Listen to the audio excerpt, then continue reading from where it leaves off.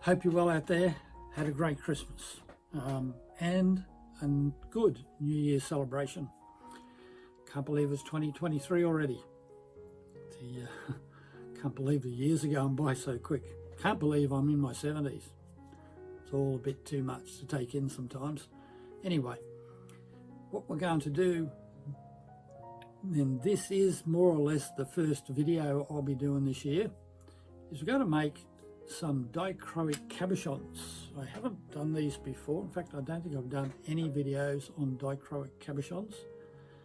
These ones I made initially by mistake, I suppose, or it's just a result of a dichroic cabochon I was making that I really like. I call them pool cabochons, only because what you end up with is a cabochon that has the dichro around it, but right in the middle of it is some depth to it, so that it looks like it's sort of sitting in a pool, if you know what I mean. They're not hard to make, but they do make really nice cabochons, and I'm sure you'll enjoy them. Now, before we get into that, just ask you, if you enjoy the video, please give it a thumbs up, share it around if that's possible. Don't forget, you can subscribe. I'm sure you won't forget that one, but you can subscribe if you want to. And down the bottom is a thanks button where you can make a small donation to help with the cost of all these videos. I'd appreciate that. And thank you to anybody who has already donated since the last video that I acknowledged this, which is a little while ago. So let's get on with making these dichroic cabochons. Very first thing, materials, design, and any special equipment. Okay, design. There's not a lot in design with this. Basically, the cabochons are going to be either oval or round. Haven't really tried square ones, but in theory, I suppose you could try it. Oval or round are the better, because they really shouldn't require any cold working. And in the end of this, you can't really cold work, and you'll see why very soon. Now, the materials I'm using are 3 or 2 mil dichro on clear and some 3 mil black. This is all 90 COE glass. Now, with the firing schedules, don't forget, adjust the firing schedules to suit your COE. And as usual, make sure you stay safe. Wear your safety glasses, mask when necessary, and I know some people actually wear gloves when they're cutting to stop themselves being cut. I've tried it, doesn't work for me. I find it too cumbersome. So occasionally I get cut, but yeah, generally just stay safe as you can. Now, I'm not going to show me cutting this glass up into little squares. I have some of this already cut up into squares and shapes that I need, and that's probably pretty boring anyway. So I'll go out and we'll go off and cut up what I need to cut up, and then we'll come back and then we'll set it up for the kiln. Okay, I finished my cutting. Didn't have to do much because a lot of this was just scrap glass I had. A couple of things to talk about. Make sure you put the dichroic side of the glass against the black base. Some are 3 mil against the black base, some are 2 mil against the black base. Pieces are around the same size, so I've cut the black base and the dichro around the same size. I think you'll find the smaller ones will probably work better, but they will not all work. Some will work better than others. And what we're trying to get to happen is the dichroic, once you fuse this enough, if you only tack fuse it, this isn't going to work. You need to do a good full fuse. The dichroic will float up around the edges, and you'll end up in, like in this case here, an oval cabochon where the dichroic is floated up around the edges, and in the middle is where you'll get that little pool effect. And I've added a couple of little odd shaped things up here just so we can fuse them up and see how they come out at the very end. So I've just got to clean all this up, and then we'll get it on the kiln shelf and into the kiln. So there we go. I've cleaned them all up, got them sitting on a bit of thin fire paper here, and I'll get this over into the kiln. Then I'll straighten them all up and we'll do a full fuse.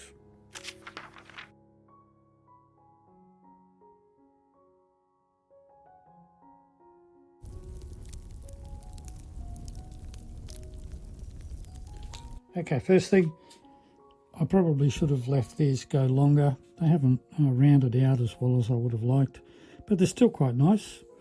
A few things to talk about here. I think these two are the two odd shaped ones. If you can look at them, they are quite odd in their shape. Get them in the right spot.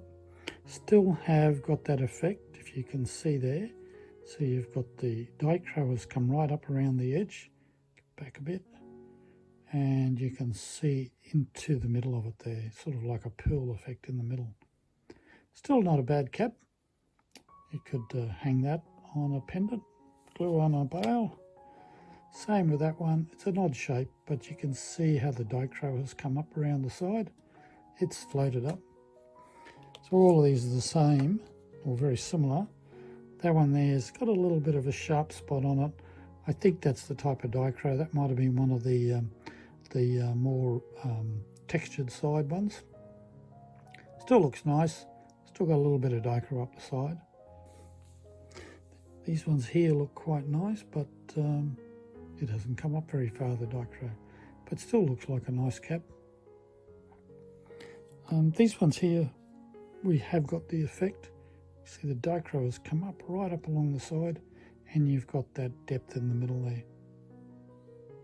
Hopefully you can see this in the video. These ones haven't. So the blue ones, for some reason or other, it hasn't come up the side.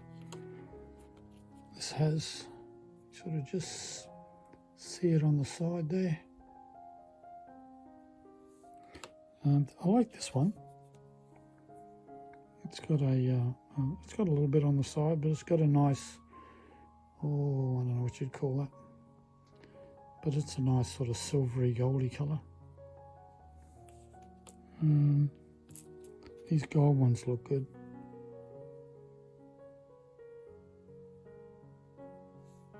Not quite, as I said, not quite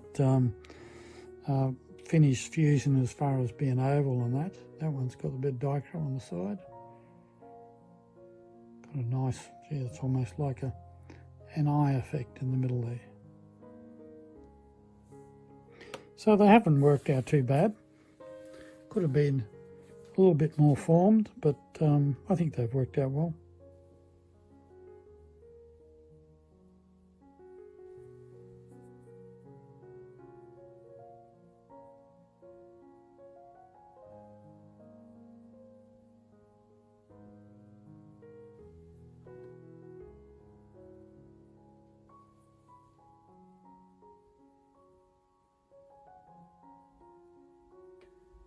So, I suspect some of you have seen that video and gone, what was that all about? Because there's nothing terribly hard about any of this, and if you've made dichroic cabochons before, you'll have seen this effect where the Dichro has floated around and come up to the top.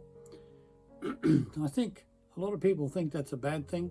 I don't think it's a bad thing at all. I think it actually is quite interesting to be able to look into the middle of that and see the depth in there. If you don't like it, just put it in a tumbler and tumble it for a while, and they'll get rid of all of that and do a fire polish. Some of these I actually hand cut. You've probably seen my hand cut videos here. I will take them and I'll hand cut them on my grinding wheels and facet the sides or just reshape them into a perfect oval or a circle, especially if I want to fit it inside a ready-made bezel setting or even a prong setting. So, well worth giving a go. I think you'll like it. You could mix up the Dichro, like stack little bits of Dichro, but I think you'll find when you do that, you don't get that depth in the middle there, because it's not as clear. You get a lot more dichro in there. Doesn't look bad, believe me. It still looks pretty good, but you will get a different effect. Anyway, hope that was of some value and worthwhile watching. And sorry for always making a noise. But don't forget, a couple of suggested videos up there. The subscribe button is right there. And until the next time, I'll say bye for now.